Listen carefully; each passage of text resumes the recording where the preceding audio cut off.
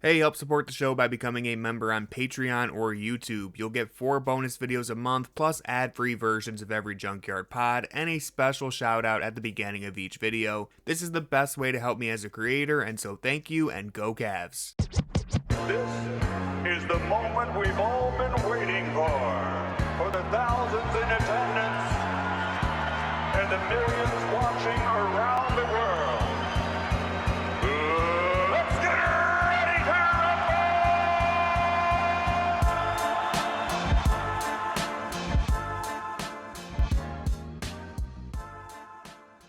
Welcome to the Junkyard Pod. I'm Tony Pesta, joined by Jackson Flickinger and the Cleveland Cavaliers. They've officially clinched the #1 seed in the Eastern Conference. It's something that I don't think even the most optimistic Cavs fans expected to happen. Neither me or Jackson thought the Cavs were going to win 60 plus games this year, which means we were all kind of wrong about the Cavs. I'm willing to admit I was wrong, but some of us here may have been more wrong than others. And so making his return to the Junkyard Pod, it's special guest and friend of the show, Tim Bontemps. He's here to recap this crazy, unexpected Cavs season. We're going to talk Evan Mobley, the leap that he's made, and we'll finish off with what we should expect from Cleveland in the playoffs. But Tim, welcome back, man. We're glad to have you. It was a very cocky intro, buddy.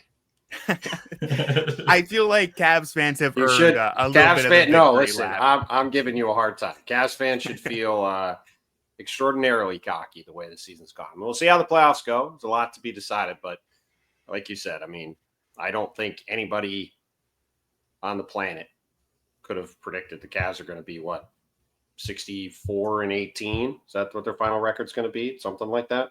They already have 64 wins, 63-16. I mean, they're going to probably win 64, 65 games. I mean, it's incredible season. Yeah, we're obviously teasing you a little bit. Look, even me, like my best case scenario for this Cavs team, I think was like 57 wins. So no one saw this coming. So of course we have a lot to talk about. Yeah, for sure. I think the best place to start is just those preseason expectations for the Cavs, because the over-under, it was set at 47.5. They obliterated that number, obviously. And I went back to check on the Hoop Collective, the Eastern Conference tier list you guys did before the season. And in all honesty, look, like you guys had the Cavs where I feel like a lot of people had them. They were in that middle tier of the Eastern Conference behind Boston, New York, Philly, and in the same tier with Indiana and Orlando. Now, I don't think you guys ranked them within tiers, but they were just in that middle pack.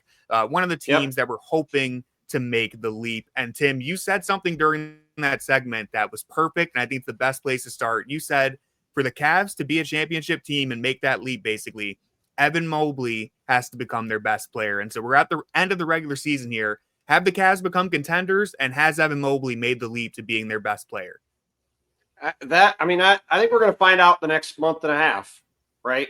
Like, Evan's had an awesome year. I have some trouble's maybe the wrong word, but he's in sort of the perfect situation, right? Like, they've really optimized the situation he's in. Like, he's playing next to Jarrett Allen a lot of the time, another awesome big defensively. So he can do a lot of different things and have that guy next to him. He's playing with Darius, Garland, and Donovan Mitchell, two terrific offensive players. So while Evan has made real strides and gotten a lot better, he also doesn't always have to really take on the biggest load at that end either, right? So I'm fascinated to see how these playoffs go for him. Like, for example, second round, let's say Dame Lillard, knock on wood, is able to come back from this blood clotting issue, right? Say he and Giannis Antetokounmpo are sitting there in the second round. Evan Mobley's got to go head-to-head with Giannis Antetokounmpo for 7 games. How's that going to go? Like, maybe the Cavs win in 5 and he plays great. Maybe Giannis steamrolls the Cavs and the Bucks advance to the conference finals. Like, I think we're going to learn. I don't mean to say any of that to be disrespectful to the season had. He's been awesome. But that all builds up to, like, how real is the team that they've had this year, and what's the run they can make in the playoffs when everybody's keyed in on everything. And, the way their season's gone, like, I mean, you guys know this, right? I mean, they start off 15-0, and really ever since then, I don't want to say it's been in cruise control, but like the way the East has gone, it's been kind of they played Boston a couple times, and like those games have been interesting, but otherwise, both those teams have been miles ahead of everybody else. And, like the two Thunder games are fascinating. They've had other games against big opponents across the league, but I've just sort of been kind of in wait and see mode until the playoffs because, how much am I learning about the Cavs playing against these mediocre to bad teams in the East? Like, it's just hard to take a lot out of it, right? Whereas we get to the conference semifinals, okay, like, let's see what it looks like. We get to the Celtics in the conference finals, I would say almost certainly, right? Okay, like, let's see what it looks like there. So, yeah, he's made a massive leap. Probably my favorite moment, one of my probably 5 favorite moments of the whole season was when he declared at the All-Star game that he or Victor could be the best player on the planet. I went up to him in the locker room in Boston and said, man, where did that come from? That was great. I love that. And Donovan and I gave him a little bit of a hard time about it. But yeah, he's really, matured his game. He's gotten more confident. His play has showed that.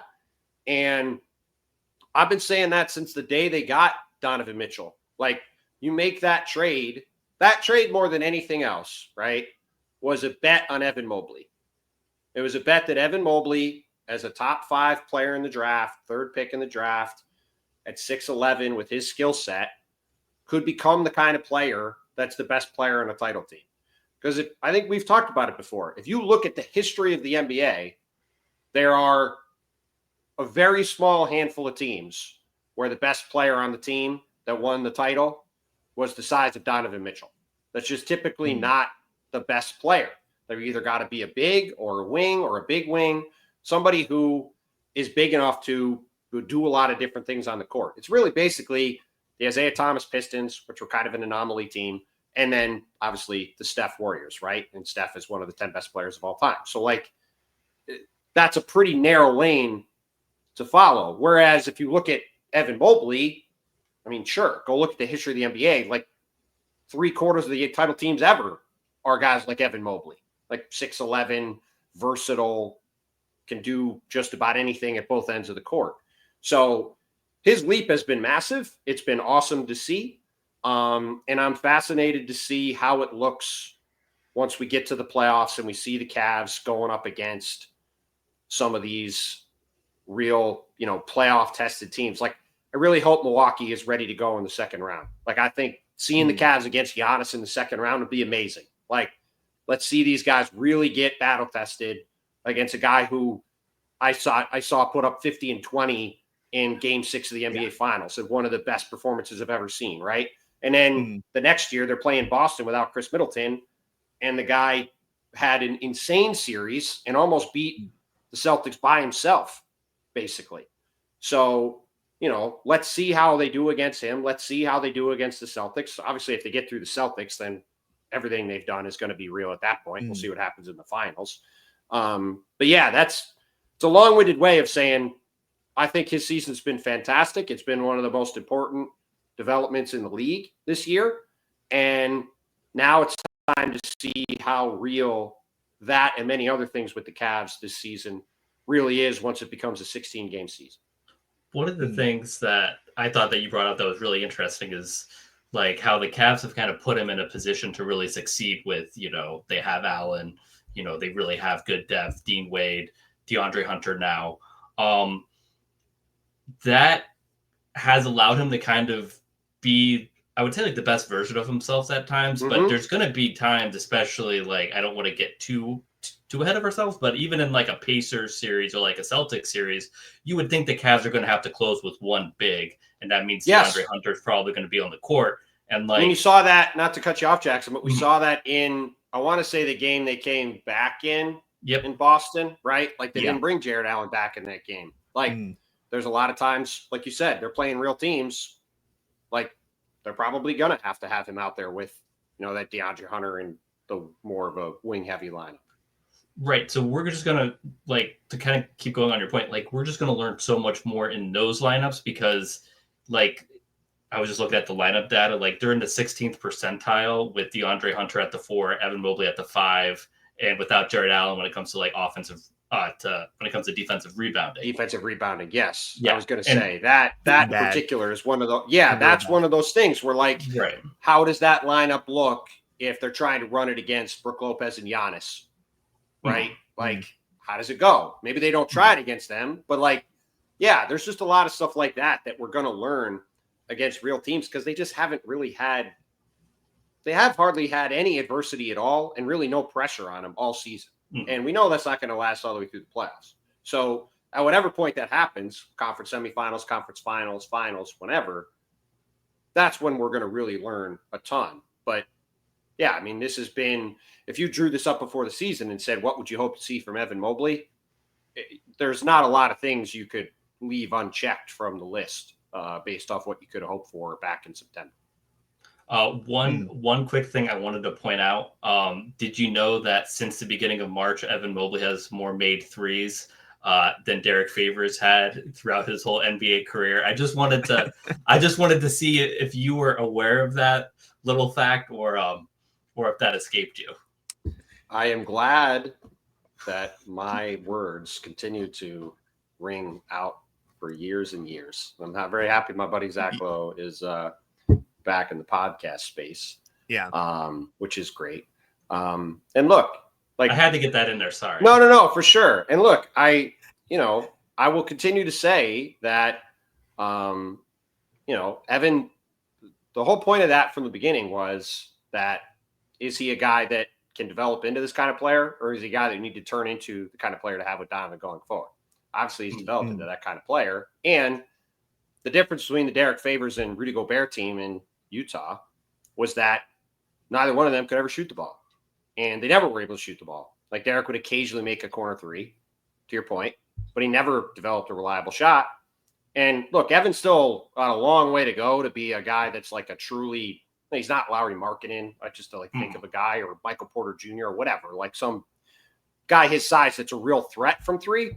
But at least he's taken a couple of games and making some now. And the more of that he can do, the more it gives the Cavs a higher ceiling there. Because we've talked about it before.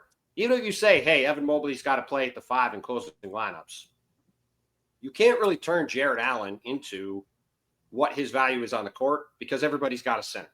So the best version of the Cavs is, to your point earlier, have the ability to have moments where you have them together, and then have moments where you're going to DeAndre Hunter or Dean Wade or, Dean and Max Strus with the other guys or whatever, right? To be able to play them, one of them have times where they're together and times when Evan's at the 5. So, that's been, again, that might be the single most important part of how the year's gone. But yeah, it's been super fun to watch him grow this year. It's been great.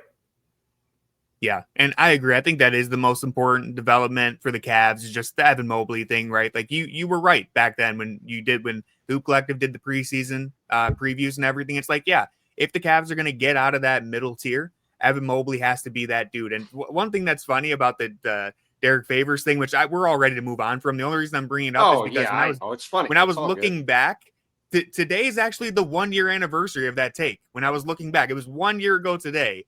So everyone pop the confetti, celebrate. That's very funny. We've officially put it behind us. And look, I mean, if you just look at Mobley's season and the way that the Cavs have developed, like right now, they're the number 1 offense in the NBA. They have been basically all year.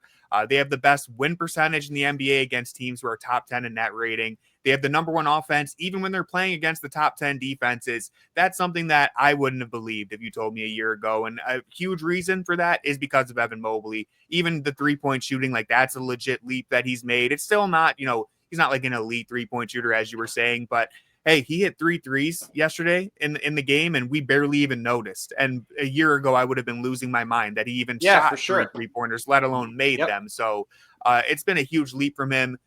Personally, this would just be a real quick question. I would say Evan Mobley is in the top 10 to 15 range, but I know this is a debate that's been going on around Twitter. Would you have Evan Mobley in this range? Now, he started the year 47th, according to ESPN, which was, obviously expectations were way different back then. Has he made that leap? Let's just set ESPN rank aside. Yeah. I'd have That's a tough question on the spot. I'm not trying to duck. I would say, here's what I would say. I would say that Evan Mobley should make All-NBA. Evan Mobley got into the straw poll each of the past 2 rounds of the straw poll, got a couple votes each, right? Like I know Nate Duncan said he would have him first team All-NBA. I think that's a little bit of a stretch. I would probably have him second or third team. But again, either way, right? But the point is, he's going to make an All-NBA team this year. As a result, he's going to qualify for the Supermax. Cade Cunningham's also going to make All-NBA. I don't think I'd probably say Cade Cunningham's a top 15 player, but he's had a great year. I don't know if Evan's quite a top 15 player. He might be. He might be a top 10 player. I'd have to sit and really do the math. The bigger point is we're talking about Evan Mobley as a legitimate contender to be an All-NBA player this year and to make the team, even with Luka and some of these other guys being knocked out. So if you want to say he's a top 25 player, if you want to say he's a top 20 or 15 or 10 player, the bottom line is he went from a guy who was not close to that, good player, but not an all-star, to a guy that's deserving of being an all-star, very deserving of being an All-NBA player. That's the leap that really matters. And look, and maybe a year from now we're talking about him. Yeah, 100%, right? So if he's getting All-NBA, if he's getting even a single MVP vote, then he's at minimum in discussion as a top 15 player. Which, if you'd said coming into the season, is Evan Mobley going to make All-NBA? You guys would have said, we hope so. Because that means he's really made the leap forward that you wanted. So I'd say it's a roundabout way of saying the fact you're asking the question means that it's the kind of answer you're looking for in terms of his development as a player. And I think, look, we'll find out. The thing I think that's been this is where I kind of pause a little bit on just what level he's at. The fact that Donovan Mitchell's on the team and is the unquestioned star of the team takes a ton of pressure off of Evan Mobley, right? Which is not it's not to denigrate his season, but if you look at Detroit as an example, Cade Cunningham is the front and center guy for every single thing that's going on with the team, right? That's just a different level of burden than if you have Donovan Mitchell there being the face of the team, handling everything that comes with that, and you're Evan Mobley and you can show up and kick ass at your job and go on with your day, and that's all you got to really do.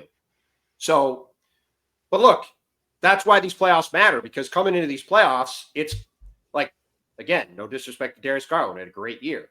No disrespect to Jarrett Allen, who's had a great career. It's going to be Donovan Mitchell and Evan Mobley, right? When we go into if they make the conference finals, the star matchup thing on TNT for the conference finals is going to be Jason Tatum and Jaylen Brown over here and Donovan Mitchell and Evan Mobley over here. That's a way different level of focus and attention than he's ever had before. And that's all the kind of stuff that you get in this moment.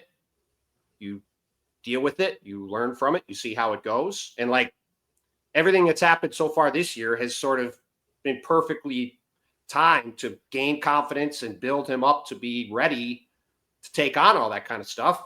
Now we'll just wait and see what it looks like. All right. I only have about 4 more questions about Evan Mobley, if you have time. No. I got all the time in the world, man.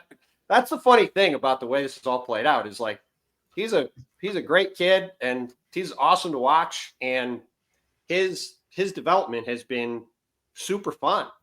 You talk about a 6'11" guy who can do all that kind of stuff with the ball, at both ends of the court. It's great. And you guys should be this excited about him and talking about him, because I wasn't being facetious. His development into this kind of player is legitimately one of the 5 most important things that's happened in the league. Because if he becomes a top 5 or 10 player for the next 10 years, then that fundamentally alters the entire direction of the Cavs and the East as a result.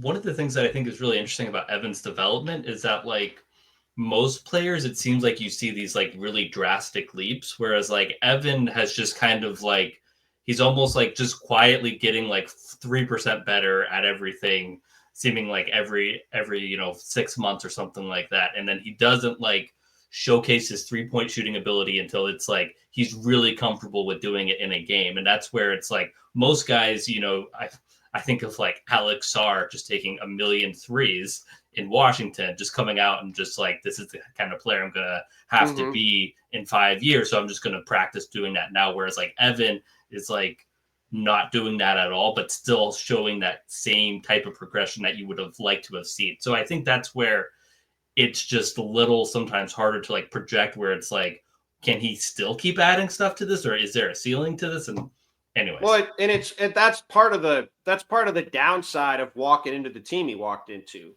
right? Like he's playing next to Jarrett Allen, so there's always going to be some shared responsibility there. He came in playing with Darius Garland, who I think his first year in the league made an All-Star team, right? Did he make the All-Star team the year before Donovan got there?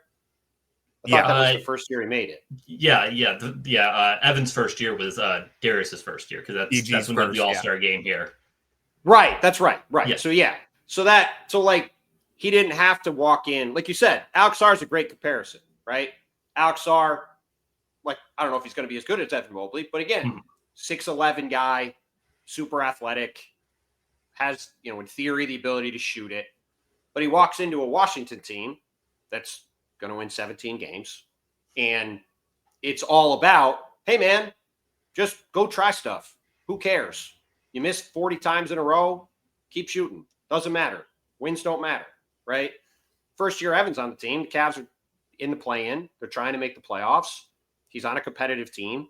He's helping winning right away, but there's a way different level of responsibility and expectations that comes with that. And then Donovan Mitchell shows up, and it's a 50-win team. And it's like, all right, now I'm like the fourth option sometimes, and we're 100% locked in on winning games. So there's not a lot of opportunity to let him just explore the studio space and try stuff and figure stuff out. So yeah, like it is, the fact that he's been able to do that from the beginning is impressive. And it also has made it a little bit of a different developmental path. And that's why, like I said, probably the one of the more memorable moments of the season for me will really be when he gave that quote at the All-Star game. Because I think even more than the on-court stuff, like the biggest difference to me with him is that he really like believes in his ability as a player now. Not that he didn't before, but he's just kind of a reserved, quiet guy in general. And for him to be like, yeah, like sure, me or Victor, why not? Like that's just a totally different thing than he would have ever done 18 months ago. Or 12 months ago. Just look at him on the podcast. You guys' podcast earlier today, and then like last night after the game, talking about why he should be Defensive Player of the Year. Like he's still a little like that's still a little forced, almost not forced. Where like it's not forced where he doesn't believe it. It's not his natural instinct to do that. But the fact he's now willing to do it is a sign of growth. Again, because like if you're gonna be one of the 5 best players on the planet, you have to have some level of arrogance. Arrogance is sometimes taken to be a negative thing, but if you're the best at something or one of the best at something, that comes with an arrogance of knowing you're that good. And, it takes some time for a guy to grow into that. And, for Evan, like him growing into that, I think it's not a coincidence that you're seeing that kind of stuff come out of him while you're also seeing him take these leaps as a player, because it kind of goes hand in hand. You can't have one without the other.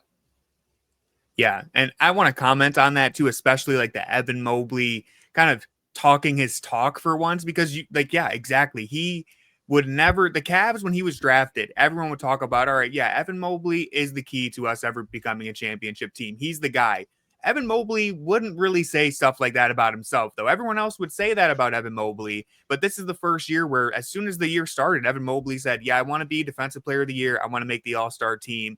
And one thing that's been big about this Cavs team as a whole is last year and really the last 2 years, Donovan Mitchell was like the only person, if you would ask different Cavs players, like, hey, what are the expectations? Donovan would be like, we're competing for a championship. Everyone else would be like, we could win like a round. That would be cool. If we could just be competitive. Donovan Mitchell was like, I want to win a championship. This year, everyone's talking about it. They've bought into it, and the Cavs, to kind of round out some of the Mobley stuff and get to a few other things, the Cavs are actually treating Evan Mobley like the guy that they've been hyping him up to be, right? It's like, okay, well, yes, let's let Evan Mobley take a couple 3-pointers. Oh, wow, he's shooting like almost 40%. The volume's not high, but like, whoa, okay, maybe he can actually do this. The two guards, we know they want the ball in their hands, but what if we let Evan Mobley dribble a little bit? Whoa, okay, he can run an inverted pick and roll and average like 4 assists if we give it to him. Even like Evan Mobley's got a mismatch on him, and not just like a point guard's on him. He has a wing on him, and he's actually strong enough now to actually go at guys and put them in the basket at times. It's been an all around leap, not just from Mobley, but the way the Cavs are playing. And so, like you said, if you asked us at the start of the year, this is exactly what we would have hoped for. Of course, they have to prove in the playoffs, and we'll talk about that near the end of the episode. But there's a few quick Cavs things that I think people would want to hear from you about. So real quick, Ty Jerome. He's been one of the most miraculous breakouts. This dude didn't even exist last year. Miraculous is a great way to put it. Miraculous he is did a great exist, way to put it. but he comes off the bench and he'll have like 20 points in 20 minutes. So I just want your general takes on Ty Jerome, because I feel like, Peyton Pritchard, DeAndre Hunter, they've gotten more 6 man of the year buzz. I don't think Jerome would win it. I'm not even saying he's necessarily my pick, but just what have you seen from this crazy, out of nowhere season from Jerome? Out of nowhere is the perfect way to describe it. I'm going to vote for Peyton Pritchard for 6 man of the year. I think he plays more minutes. He carries a much bigger load for Boston. I think he's been arguably their second most consistent player for large stretches of the season behind Jason Tatum, because he just every night he shows up and plays with a ton of energy, hits a ton of shots, plays a huge role for them. The Ty Jerome thing is wild. Every time he shoots the ball, I think it's going in. Every time, he basically hadn't played the last few years. Last year he was hurt. He had a brief moment in Golden State. It was, Phoenix and Oklahoma City. He was in and out of the lineup, different things, different opportunities. He's had an unbelievable season. If there was a most surprising player of the year award, which I think would be a better award, frankly, than most improved, which I think is the stupidest award that we have, and I wish we got rid of. It was I think he would win it in a romp. Literally nobody could have fathomed this coming. I am really fascinated, honestly, to see how the Ty Jerome thing goes in the playoffs. That he is one of several guys in sort of a similar group on the Cavs where they have perfectly optimized Ty Jerome this season, right? Whenever he comes in the game, he's operating, he likes a swing guy on the weak side. He catches the ball. He's got a straight line drive to the basket, gets that little floater off the glass, or he gets a wide open three, knocks it down, right? The Cavs have done a really good job of optimizing across the board, putting, Kenny Atkinson coming in. He's done a great job of really putting all these guys in really good positions to succeed and lean into what they're good at. But his struggles on defense, I think, could be a real problem in the playoffs. I'm curious when teams are really able to key in on some of the stuff that he does. How effective is he going to be?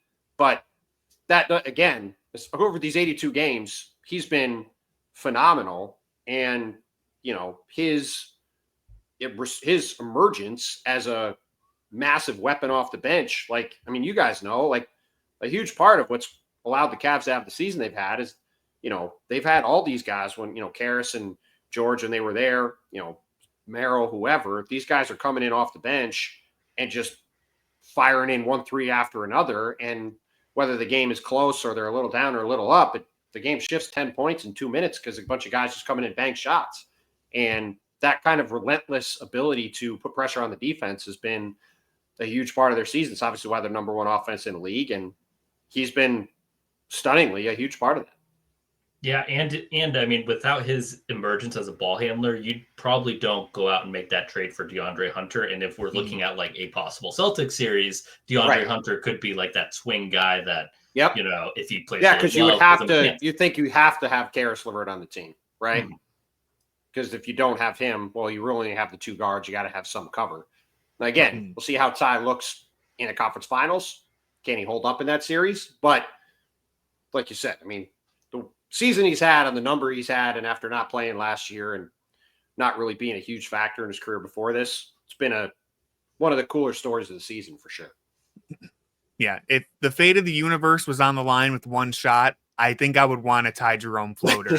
Humanity on the line. Give me Ty Jerome falling I down. swear to God, I think line. he shoots 500% on those shots. It's crazy. Every Cavs game I've watched this season, when he drives in, it's like, it's going to bank it in off the glass. No problem. Like, sure. It's unbelievable. It's amazing. I don't even understand how he gets the shot off sometimes, but moving to the next quick question, because when I looked back and I thought of our previous time that we recorded an episode, we talked basically the entire time about Kenny Atkinson and can he take this weirdly built roster and get the most out of it? Yep. I would say he has, but I wanted to get your quick thoughts on the job that Kenny's done. He's done a great job. I mean, obviously, like, I don't know if he's going to win Coach of the Year. Ironically, I'm deciding between him and JB, who has also done a phenomenal job in Detroit. No, you cannot go with JB. This is I like JB. I really like JB. I can go with JB if they've had their best season in 25 years or 20 years. We'll see what I end up doing. Kenny's done a great job. I mean, look, like we talked about before the season, I thought there was certainly a world where the Cavs could win mid to high 50s if they optimize things. Like, they were already a good team last year. They had, Evan had the injuries, Darius Garland had the injuries. Like, the question was, can these guys take the leap forward and can they optimize what they have? Now, I certainly never imagined they were going to win 65 games, and I didn't think they were going to have the best offense in the league, and I didn't think all these guys were going to play as well as they have. And again, like, Ty Jerome's a great example.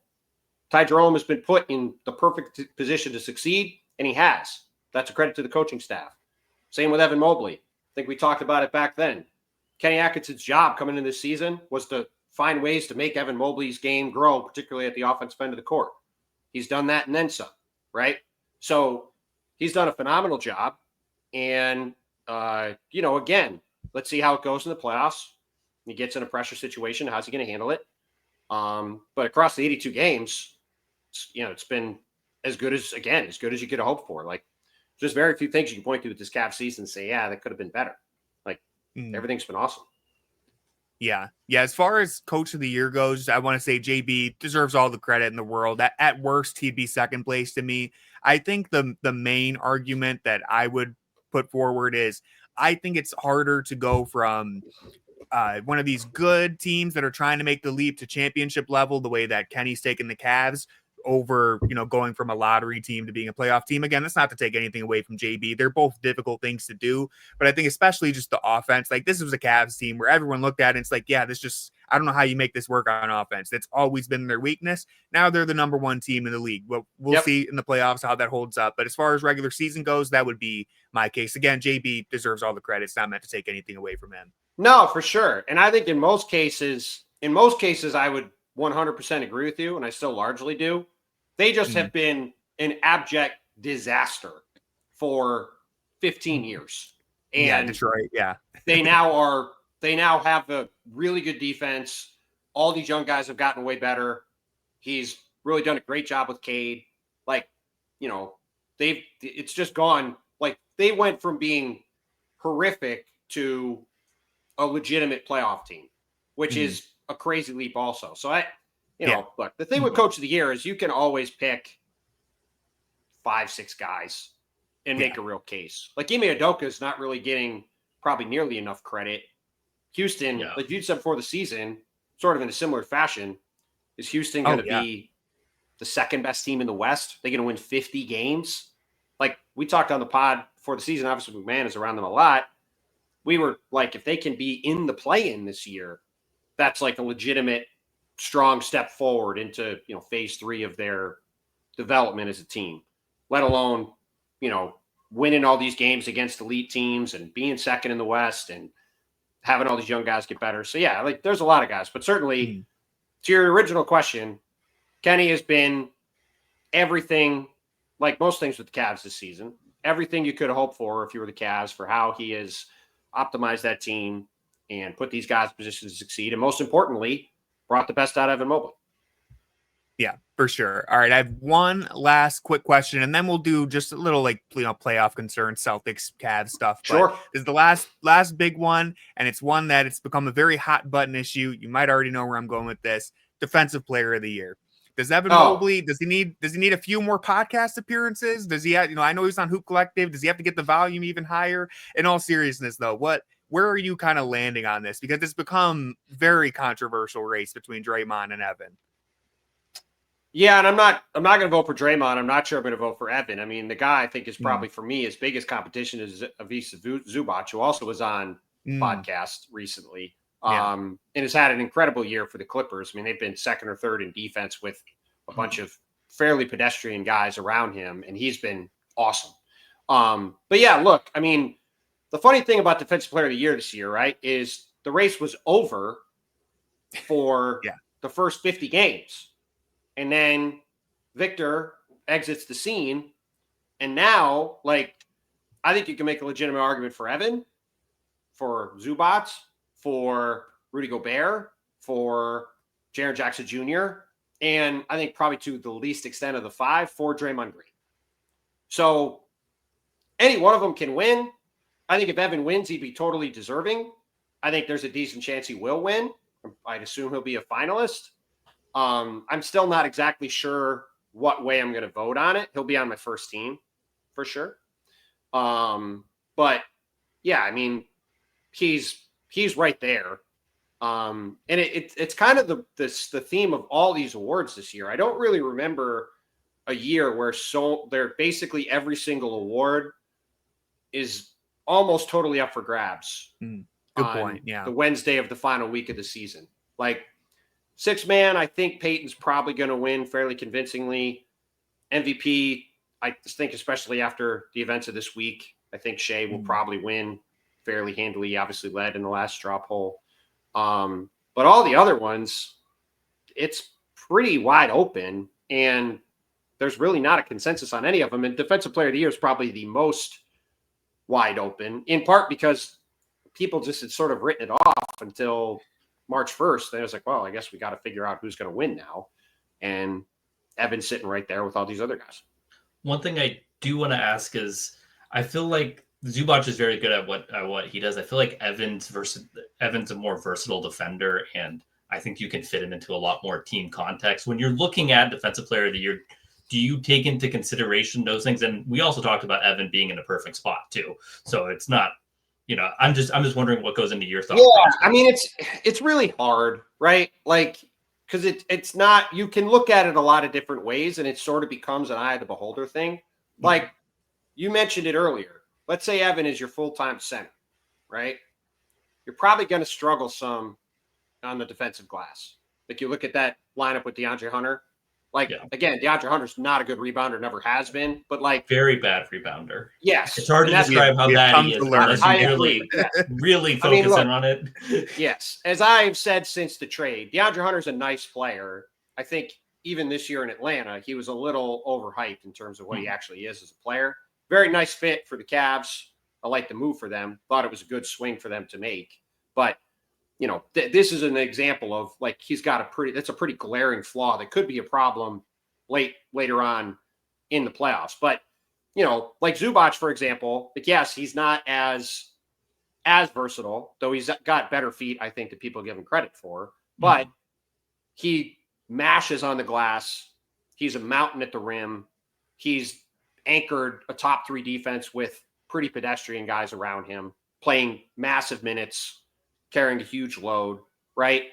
And like, then you compare him to Jaren or Evan or Draymond, and those guys are all like guard multiple positions, getting out on the floor, playing them at the four, guarding guys on the perimeter more, right? Like, if you want to vote for any of them, you're leaning more toward these guys are Swiss Army knives that can do a lot of different things, that can impact the game a lot of different ways. So I don't really have I don't think there's a right answer a lot of the time. Like Victor obviously is a freak, and like, he was doing stuff that you just can't really quantify. So he made it pretty easy. And like peak Rudy, for example, or peak Dwight Howard, who just got in the Hall of Fame, those guys were so dominant at that end. They also made it kind of easy. But a lot of times, I think it sort of becomes like this year, where it really is an eye of the beholder thing. And it becomes, all right, what are the things that you look at between stats and watching the games and sort of what you value in terms of impact on the court, that sort of carries the day. Because I also would say that, like, it's not an award about who's the best playoff player either, right? Like, it's about, to me, I look at these awards about getting through the 82 games. And it's about, like, how do you perform over the 82 games? That was where I think in the past, Rudy, I mean, for a variety of reasons, I think Rudy's gotten a lot of unfair criticism. But this, I think, is one of them where people try to extrapolate out, though, well, his teams haven't won in the playoffs. They haven't got past the second round of the playoffs, or last year got to the conference finals for the first time. So, like, therefore, he's not a good defensive player. It's like, okay, if you look at his team, like, their entire ecosystem is built around him being incredible on defense, and that allows them to do all this other stuff. So that's a long-winded answer. But the defensive awards are always the hardest ones to do. And I'm probably going to spend the better part of the next 5 days really drilling down on who I'm going to vote for, because a lot of it comes down to really studying it. Because the other ones, you sort of watch them as the season goes on and you can figure it out. But if you're really going to do this stuff right on the defensive end, you've got to really dig into it and see. And like I said, this year there's at least 5 guys that I think have a real shot. We'll send you a vote for Evan Mobley button. You don't need to send me anything. Trust me. I'm in the middle of promotional season, and we're getting plenty of stuff sent to the house. Yeah. Yeah, I think that's a great take, honestly, Tim. I mean, I'm a little biased. I think Evan Mobley should be the favorite, but I mean, you've kind of hit on it. It's hard to figure out the defensive stuff because there's not really, people try to throw around like the advanced analytics, the catch-all stats. Like, it's so hard to take any of that really without a grain of salt when you're talking about defense. It's just too much to put into one. Some of them say that Nikola Jokic is the best defensive player in the league. Exactly. That's what drives me crazy. Is Nikola Jokic a horrible defensive player? No. Is he mediocre? Probably. Is he the best defensive player in the league or one of the 5 best? No, he's not even close. And that's not, again, it's not crapping on him as a player, but it's like that. That's the problem with a lot of this stuff. It's a flaw in the stat. Yeah, it's really hard to, because a lot of the stuff we're talking about is not really quantifiable. Like a guy's ability to deter a guy from taking a shot. Exactly. Like, you can't really see that without watching, unless it's, again, like Victor, where he's cartoonishly like playing against the dad playing against his kid in the driveway, and it's like, well, yeah, I got to run away from this guy. Everybody else, it's a lot more ephemeral than that. And that's why I would say Evan 100% deserves to win. Sort of like a lot of times with the MVP races, he 100% deserves to win. I think there's a good chance he will win. But if he doesn't, and one of these other guys does, I'm also not going to have I'm really not going to have a hard time saying that it's also fine. Right. I think that's fair enough. I think for me, I lean more towards the versatility thing, but like Zubac obviously has his case for being great at what he does. And yeah, like the defensive, the analytics and stuff is so funny. I see this graphic that's been going around, especially from Warriors fans, where it's like, look at Draymond ranks way ahead of everyone in all these metrics. And it's like, okay, you look at that though, and it says Lou Dort and Jaren Jackson Jr. are like not even in the top 70 for any of these. I'm like, maybe we should think about this a little more and watch the tape. Yes. So anyways, yeah, I just think the full scope of the season for me, Mobley's been doing it all year. Yes, Wemby was, running away with the award, but Mobley was, for the most part, the runner-up throughout that. Now, if you want to call it runner-up with how far ahead Wemby was, I get I'm being for sure. I'm being generous with it, but when you look at the full scope of the season, the fact that he's having a really good rebounding season, he's a great shot blocker, he's versatile. And the last thing I want to say, just to anyone, and you didn't say this, but I see it get thrown out there a lot. The Cavs, again, I know I just downplayed advanced analytics, but as far as defensive rating and on-off stuff goes, the Cavs are actually better on defense when Mobley's at center. Now, the rebounding stuff takes a hit for sure. But when Allen's off the court, Mobley's at center, there's not a drop-off. So I just want to be clear to anyone watching who may have that assumption, oh, well, he plays next to Jarrett Allen. Of course he's going to be good on defense. No, he's actually they get better when it's just him out there. So I still think the two bigs together is your best defensive lineup. That's why advanced analytics and stuff you take with a grain of salt, but it's just worth mentioning. And yeah, personally, I have Mobley as the defensive player of the year. I think the Draymond stuff is a little manufactured. It's not like he doesn't deserve it, but it's just this late push is what's, I think, caused the controversy. But that's my general take on it. Yeah, that's totally fair. All right, so moving along to our final topic here. Look, we talked all about how special of a regular season it is. We know whether Cavs fans, I know it gets annoying sometimes being, written off and having your regular season success diminished, but the playoffs are where all of this is going to be tested on the big stage. Whether we like it or not, they have to prove it at some point. And so I want to just cut straight to the chase and talk about the main showdown that everyone is hoping for. Will we get it? It's impossible to know, but Cavs versus Celtics. What to you, Tim, would define that series? And do you think, can Donovan Mitchell torch them the way that he has historically, or does it really come down to Evan Mobley has to take them to the finish line there? It's a good question. I mean, I honestly have a hard time seeing Cleveland winning that series. I know the Cavs came back and won the 2 games this year. I didn't come away from either of those games feeling great about the Cavs' chances in a series. The Celtics are a weird team, and they have these moments where they turn off, and they turned off in the games, and the Cavs came back and won. And I think the Cavs are better than all these other East teams at this point. But when Boston's right and they're healthy, I just don't really see how the Cavs are going to beat them. They have the size to guard the guards. They have the versatile bigs to attack them inside. Yes, Cleveland's got this great three-point shooting, but the Celtics have enough defenders to be able to cover these guys on the perimeter. So I guess to your question, what would it take? Yes, Donovan Mitchell would have to continue to do what he's done against them in the past. And Evan would have to be awesome. And obviously he had the one great game at the end of the series last year when the Celtics essentially said, we're going to win this game. We're just not going to give up threes. You can score in the paint as you will. And Evan did, had a great game. But he's probably going to have to be doing stuff like that over 7 games repeatedly for them to have a chance to win that series. Again, assuming Boston is fully healthy and everybody's fully optimized. Because, by the way, if you look at the 2 teams, the Celtics are older. Porzingis has had plenty of injury issues. Jrue Holiday's had some injury issues. Jaylen Brown's dealing with a bone bruise in his knee. So, the Celtics do, there is much more, I would say, injury risk baked in on the Boston side of things overall than the Cavs. So if you factor that in, I think there is a real chance that by the time we get to the conference finals, assuming it is Celtics Cavs, Boston isn't 100%. And at least one guy isn't playing. And if that's the case, yeah, then it becomes a much more interesting matchup, right?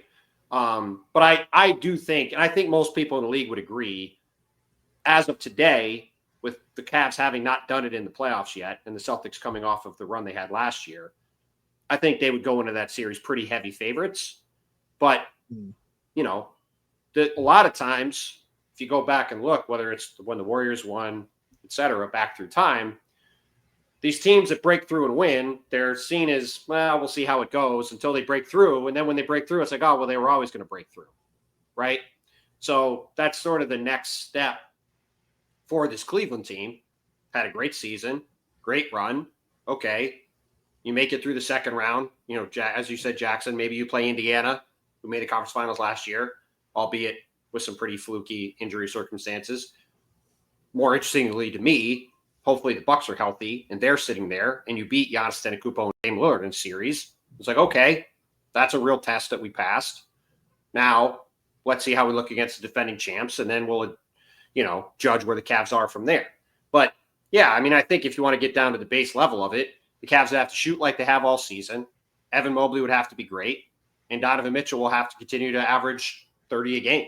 And I think if those things happen, then they'll give themselves a real shot. Also, they just need Al Horford or Kristaps Porzingis to miss one shot against them. The Cavs owned Al Horford during those LeBron years, and ever since then he's just been on fire. And He's been a menace. Hopefully that stops. He plays such good defense on Darius Garland. It crushes me every time. I'm like, dude, like, you have Al Horford on an island. You have to cook him. He's so old at this point. How is he keeping up with you? Al Horford has been unbelievable this season in every single game against a real team. Like, the Celtics have done a remarkable job of managing his minutes. Like, obviously he hasn't played a back-to-back in a couple of years now. They give him breaks against some of these lesser teams. But every game, like, they had that stretch a few weeks ago when they played the Cavs, and they went through that stretch where they had a couple guys out. I think Porzingis missed all those games with that illness, and Jrue Holiday missed some of the games. But they played the Cavs and the Knicks and the Thunder and the Lakers and the Nuggets all in like a 10-day span at home. And Horford was unbelievable in every single one of those games. And it's like, it feels like, and I even joke with him about it, so I've known Al a long time now, feels like he basically says, all right, there's like 20 games during the regular season that I'm really going to get up for. And for those 20 games, it's going to be go time. And the rest of the time, I'm going to be fine, but we're just going to sort of make sure we get to the playoffs ready to go, and then we'll ramp it back up again. But even if you go back to the last 2 years in the playoffs, like when the Celtics are playing in meaningful games, Al Horford still is one of the 50 best players in the league at a minimum. Might be better than that. And his versatility at both ends is just a massive, massive X factor for them, even at age 38 going on 39. I think he's going to turn 39 the beginning of the finals. I think it's the beginning of June. And like, the fact that he's still clearly a massive, important piece for them and is still a, starting quality big in the league easily is, I know LeBron is in his own category of special ageless player, but the Al stuff is amazing. And obviously you're bringing him up in jest, but like, I'm not. No, I know, but I just mean, like, people think about the starting five last night in New York, right? Mm-hmm. The two guards, the two wings, and then Porzingis. But Horford is still probably their most important guy outside of Jason Tatum, because when he's locked in and playing well, they really become an unbeatable team. He's like Brook Lopez, but a different kind of Brook Lopez, where I feel like his second half of his career, he's just molded himself into like how the league has changed. And I think it's easier to see like, oh, Brook Lopez didn't shoot threes, now he does. Whereas like Al Horford has always kind of been a little bit of a stretch for, but then like really accelerated that. It really became somebody who, especially in the context of how the Celtics play, like he just fits in perfectly with like we know that you can like, I can guard everybody. Maybe you can get a mismatch, but if you keep doing this, we're going to keep creating more mismatches on the other end. And he's just phenomenal. And I think, Porzingis is good, but I feel like he gets just a little too much credit at the expense of Al Horford. Yeah, I mean, Porzingis is great. And like last night, he's banging in 35-footers repeatedly, right? Had a phenomenal game at the Garden. He obviously loved beating the Knicks at the Garden. But yeah, Horford's ability to be still probably one of the 10 most versatile bigs in the league defensively, and be a guy that if you leave him open for three, he's going to make it every time. Like that's just an unbeatable combination. That's the dream scenario for every team in the league, right? And this guy can come in for 20, 25 minutes a game, do that at age 39, and knows every defensive coverage can get switched onto Darius Garland or Giannis or Jalen Brunson or Tyrese Halliburton and not get made to look silly.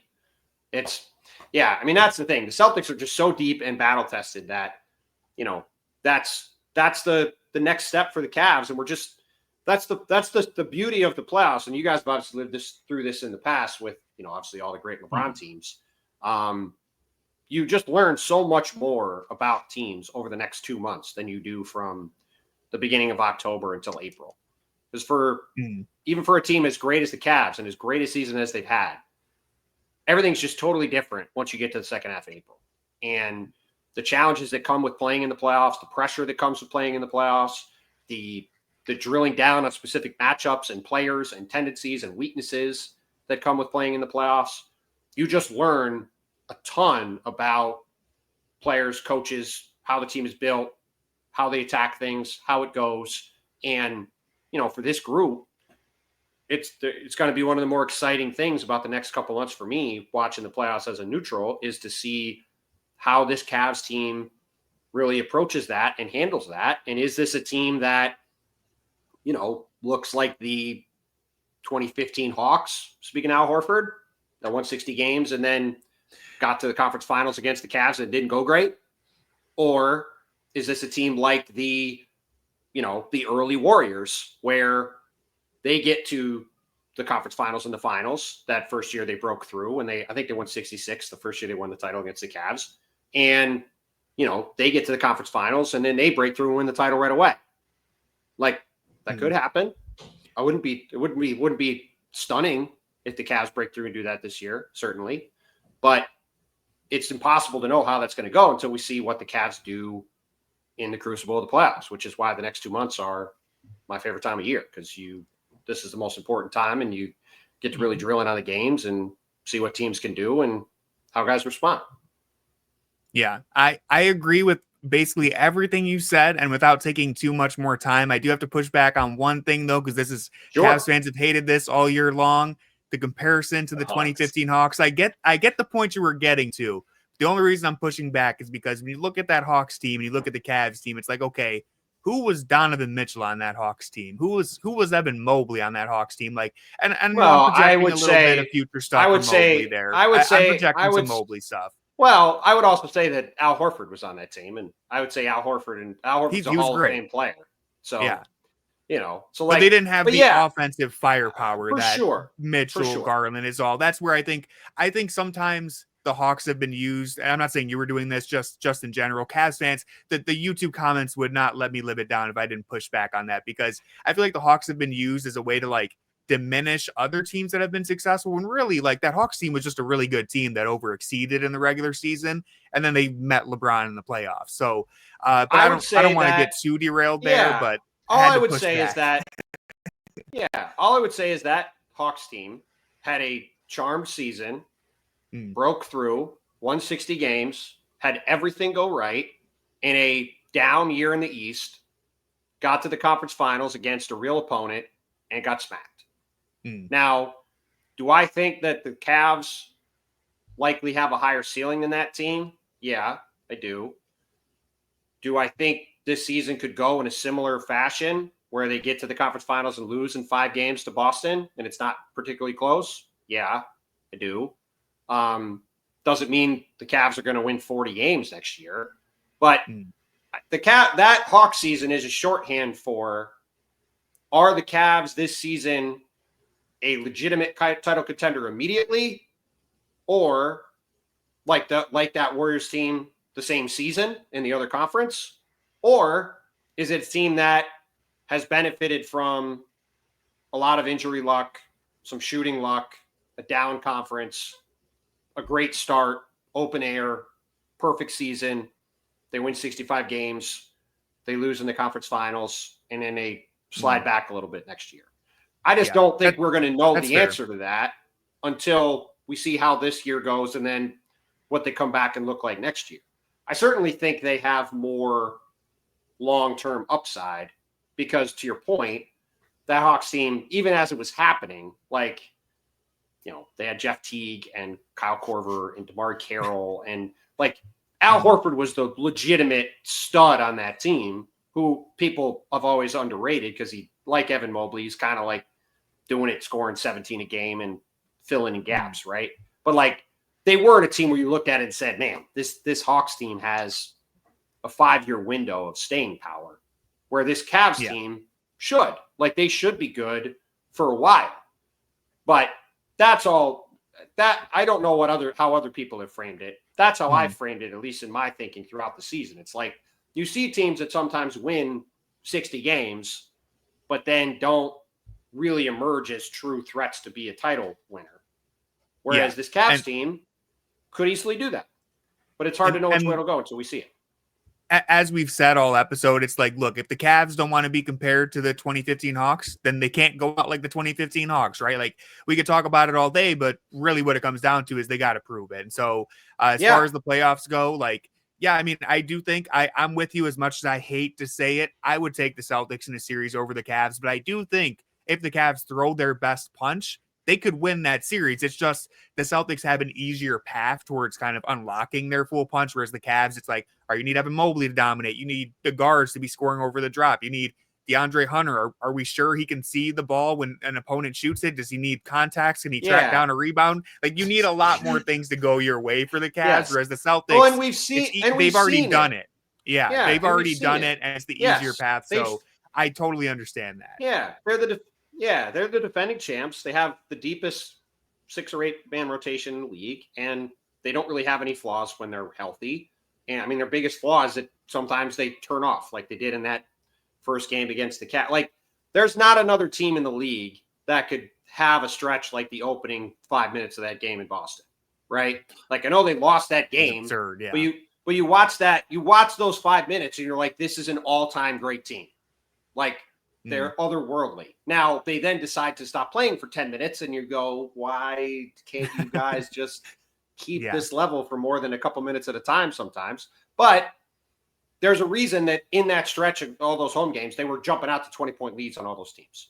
Like, their fastball is faster than everybody else's. But the Cavs are one of the teams where, to your point, Tony, if they play to their level and we see Evan Mobley dominate and we see Donovan Mitchell dominate and these others continue to make shots like they have all season, then they have the ability to give them trouble, especially if Boston does what it does and lets its foot off the gas sometimes, or Porzingis gets banged up, or they have some other injury. You know, I think the Cavs will be sitting there if they get there, and if there's any sort of opening, they'll be able to take advantage of it. Where last year, any of the teams they played, up to and including the finals probably, there wasn't any team that could really take advantage of Boston doing that. Between injuries or just not being good enough, the Celtics were just way better than the competition. Whereas this year, if the Cavs are there and the Cavs are healthy and right, if the Celtics mess around at all, sure, I definitely think the Cavs could give them a lot of trouble. Whereas last year, that series started and the max anybody, I think, felt like it was going to go was 5 games, and it did. Whereas this year, I think it could go 5 games if Boston really dials in, but we have to actually see them dial in, and it's a perfect opportunity for the Cavs to show just how good they could be. Yeah. I mean, look, if any team's going to win the championship, you need like a million things to go your way. And all the regular season has proven to me, at least, is that for the first time during this Core 4 era, I legitimately feel like the Cavs are one of those teams with a path in front of them. However many roadblocks are in the way, you can argue they have more than OKC or Boston, but they're one of the teams that actually has a path to the title. Will it happen? Nobody knows. We're going to have to wait and see. I think it's going to be a crazy fun playoff, so I can't wait. And that's going to do it for this episode of the Junkyard Pod. Tim, we truly do appreciate you taking the time to join our show and talk about everyone's favorite team, the Cleveland Cavaliers. Do you have anything new coming out for us on ESPN? I don't know. I'm trying to think. Not immediately. Not immediately. There'll be some stuff later on this month.